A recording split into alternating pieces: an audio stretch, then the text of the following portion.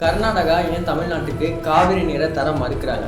இது இன்னைக்கு நேற்று பிரச்சனை கிடையாது, ரொம்ப நாளாகவே நடந்துகிட்டு இருக்க பிரச்சனை தான். இதுக்கு முடிவே இல்லையா அப்படின்னா, இதற்கான முடிவை ரொம்ப வருஷத்துக்கு முன்னாடியே பேசியிருக்காங்க. அதில் பழனி பாபா பேசினதை இப்போ பார்ப்போம். காவேரியில தண்ணி வரணும்னா ஜெயலலிதா ஒரு நிமிஷம் நினைச்சா வந்து பேசாம நெய்வேலி லைன்ல பியூஸ கழட்டி வை, தண்ணியை வச்சு போட்டு கரண்ட வாங்கிட்டு போடான்னா கர்நாடகத்துல பாதி தொழிற்சாலை இயந்தார். பீஸ கழட்டி கீழே வைக்க வேண்டியதுதான். நடி போய் உக்காந்துக்கிட்டு என்னமோ ஸ்டண்ட் அடிக்கிற சொல்லு. ஏன் முடியாது? பியூஸ் கட்டை கழட்டுறது அவ கையில தான் இருக்கு. நெய்வேலி யார் கண்ட்ரோல்ல இருக்கு? மாநில அரசின் கண்ட்ரோல்.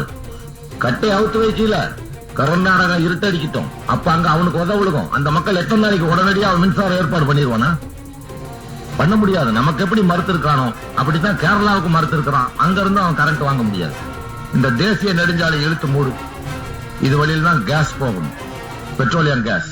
இது வழியில் தான் பெட்ரோலியம் பை ப்ராடக்ட்ஸ் போகணும். அங்க இருக்கிற காய்கறி வெளியேறாது. வெளி மார்க்கெட்டுக்கு வந்தா தான் பெங்களூரினோட காய்கறிகள். எத்தனை நாளைக்கு விவசாயம் வச்சுக்குவ?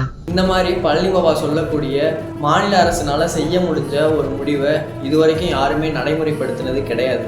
இந்த மாதிரி கண்டென்ட் தெரிஞ்சுக்கணும் அப்படின்னா நம்ம சேனலை ஃபாலோ அண்ட் சப்ஸ்கிரைப் பண்ணிக்கோங்க.